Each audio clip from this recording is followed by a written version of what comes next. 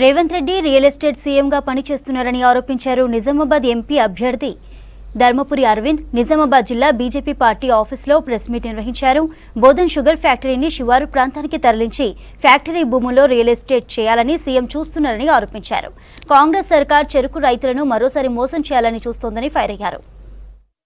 శ్రీధర్ బాబు గారు కొద్దిగా self respect ఉంటే, దామోదర్ రాజనరసింహ గారు కొద్దిగా సెల్ఫ్ రెస్పెక్ట్ ఉంటే, ప్లస్ ఆ కమిటీలో ఉన్న ఎమ్మెల్యేలు మిమ్మల్ని ఒక కమిటీ వేసిండ్రు. మీ కమిటీ రిపోర్ట్కి సంబంధం లేకుండా చెరుకు ఫ్యాక్టరీల మీద మేము ముందుకెళ్ళిపోతామని ముఖ్యమంత్రి అన్నాడు. అది అన్న మరుక్షణమే మీరు రాజీనామా చేయాలి.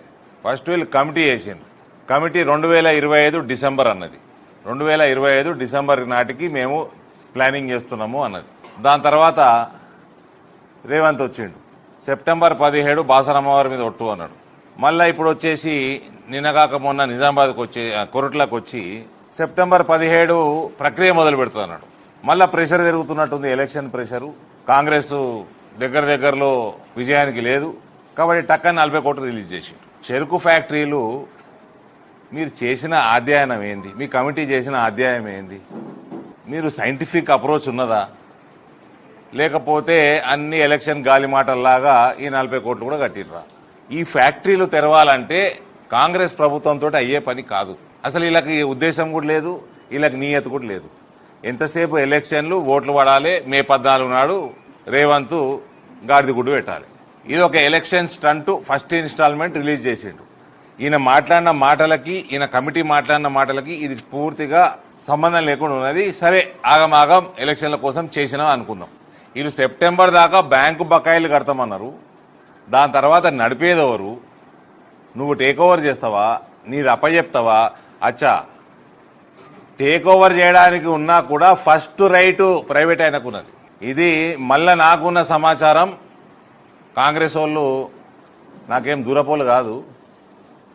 వీళ్ళందరూ ఫస్ట్ ఏదో కట్టేసి ఆ మెషినరీ వనికిరాదని తెలిసి వీళ్ళకి అదేదో ఊరవతలకు షిఫ్ట్ చేసి ఆ ల్యాండ్ కబ్జా చేసే వ్యవహారం కూడా నడుస్తున్నది. రియల్ ఎస్టేట్ ముఖ్యమంత్రి, మన ముఖ్యమంత్రి గారు రియల్ ఎస్టేట్ చాలా ఫేమస్ రియల్ ఎస్టేట్ రంగంలో.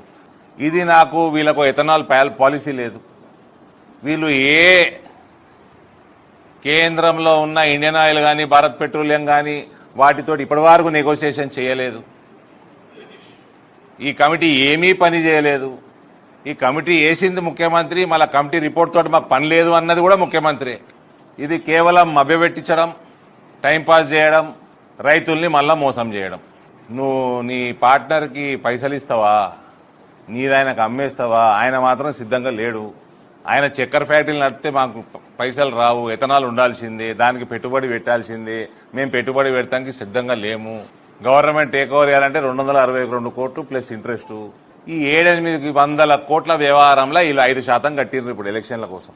దీని వెనుక ఒక అనాలిసిస్ లేదు, దీని వెనుక ఒక ప్రాజెక్ట్ రిపోర్ట్ లేదు, దీని వెనుక ఒక సైంటిఫిక్ అప్రోచ్ లేదు.